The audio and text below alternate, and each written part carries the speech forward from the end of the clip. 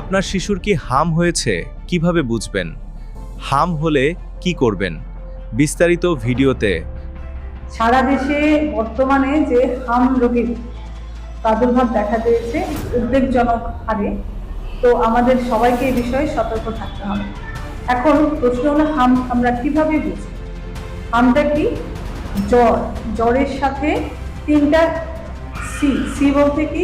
কফ, কাশি থাকবে, করজা মানে হালকা সর্দি কাশি থাকবে, আর কনজাংটিভাইটিস মানে চোখে সমস্যা থাকবে। ঠিক আছে, এই সিমটমগুলি দেখা দিবে এবং তার সাথে লালচে দানা, সেটা যে কোনো বয়সেই হতে পারে, তবে বাচ্চাদের মধ্যে এই রোগের প্রাদুর্ভাব বেশি। তো আমরা বাচ্চাদের জ্বর, তার সাথে হালকা সর্দি কাশি, এর সাথে যদি গায়ে লালচে দেখা দেয়, তাহলে অবশ্যই আমরা সেটা ডাক্তারের শরণাপন্ন হব, এটা হাম নাকি অন্য অনেক অসুখে লালচে দানা দেখা দিতে পারে। এখন প্রশ্ন হলো, আমরা হাম হলে কি করব? প্রাথমিকভাবে কি করব? জ্বর হলে জ্বরের প্যারাসিটামল সিরাপ আমরা খাওয়াতে পারি, গা হাত পা মুছিয়ে দেবো, স্পর্শ করবো। বাচ্চা যদি শুধুমাত্র মায়ের বুকের দুধ খায় 6 মাসের নিচে, তাহলে মায়ের বুকের দুধটা আমরা ঘন ঘন খাওয়াবো, সেক্ষেত্রে মাকেও পুষ্টিকর খাবার খাওয়াতে হবে। আর 6 মাসের উপরে যেসব বাচ্চা মায়ের দুধের সাথে বাড়তি খাবার দাবার খায়, সেগুলো ওই নিয়মে চলতে থাকে, পুষ্টিকর খাবার খাবে। এবং বাচ্চা বাইরে যাবে না, মানে কি বাসায় থাকবে কয়েকটা দিন, এটা ইনফেকশন ছড়াতে পারে। একজন হাম হলে সেখান থেকে কিনা 12 থেকে 14 জন পেশেন্ট, অন্য নর্মাল মানুষকে এটা আক্রান্ত করতে পারে। এর জন্য আমরা জ্বরের সাথে গায়ে লালচে দানা দেখা দিলে অবশ্যই বাসায় থাকবো, বা অন্য কারো পরিবারে যদি অন্য কারো সর্দি কাশি থাকে, তাহলে আমরা বাচ্চাদেরকে তার কাছে নিয়ে যাব না। এই বিষয়গুলো আমাদেরকে লক্ষ্য রাখতে হবে, অযথা বাইরে যাবো না, বাসায় থাকবো। আর হাম থেকে ভয়ের কারণ হলো, হাম থেকে কিছু জটিলতা হতে পারে, যেমন চোখের সমস্যা, চোখে সাদা স্পট দেখা যায়, ভবিষ্যতে এটা অন্ধত্ব হতে পারে।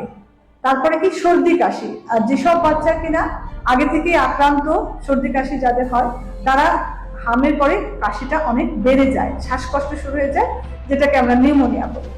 পাতলা পায়খানা শুরু হতে পারে অনেকের, অনেক হামলা বাচ্চা পাতলা পায়খানা হয়ে যায়। এছাড়া কি হতে পারে? যে তাদের রোগ প্রতিরোধ ক্ষমতা কমে গেল, কানের সমস্যা, কান দিয়ে কুচি করা বা পানি হতে পারে, মুখের ঘা, হ্যাঁ, লালচে হয়ে গেল মুখটা, অনেক সময় মলদারে ঘা হতে পারে। তাহলে এই সকল মানে জটিলতা যেন না হয়, তার আগে আমরা ডাক্তারের পরামর্শ নেব। আর যেসব বাচ্চা টিকা দেওয়া নাই, তাদের যেতে একটু রিস্কটা বেশি থাকে, তাদের হাম হলে হামের যে জটিলতা সম্ভাবনা একটু বেশি থাকে। আর যারা টিকা দেওয়া হয়েছে 9 মাস এবং 15 মাসে, তাদের ক্ষেত্রে হামের এই যে ক্ষতিকর যে মাত্রা, এটার প্রভাবটা কম পড়বে। ঠিক আছে, আর আমাদের করণীয় যে বললাম, আমরা অ্যাজ খাওয়া দাওয়া, পরিষ্কার পরিচ্ছন্ন থাকা, বাসায় থাকবে, সমস্যা দেখা গেলে ডাক্তারের পরামর্শ নেবে। আর বর্তমানে আমাদের দেশে টিকা চলছে, এরপরে আমরা একটা হাম ক্যাম্পেইন হবে, যেসব বাচ্চা বাদ পড়েছে বা দেওয়া হয়নি বা দিয়েছে, তবুও আমরা একটা বুস্টার ডোজ দিয়ে নেব। আর যেটা আমাদের ইপিআই কার্যক্রম চালু আছে, 9 মাস পূর্ণ হয়ে যাচ্ছে, দেওয়া হয়নি, হাম হয়েছে, তারপরেও আমরা হামটা ইনক্লুড হয়ে গেলে আমরা টিকাটা দিয়ে নেব। আর যেটা জরুরি, সেটা হচ্ছে 2 ডোজ ভিটামিন এ ক্যাপসুল খাওয়া হবে। হাম হলে সন্দেহজনক হাম হলেই আমরা সেসব বাচ্চাকে বলছি যে 2টা ভিটামিন এ ক্যাপসুল নিয়ে নেবেন। আপনারা নিকটস্থ টিকা কেন্দ্রে গেলেই দিয়ে দেবেন, প্রথম দিন একটা, দ্বিতীয় দিন একটা। এটা বয়স অনুযায়ী 2টো ভাগ আছে। 6 মাসের নিচে হলে একটা, 2টো দিবে 50,000 ইউনিটে।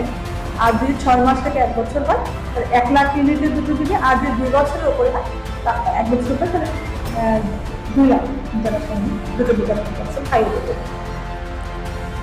নাটোর জেলার সকল খবর পেতে পেজটি ফলো করুন।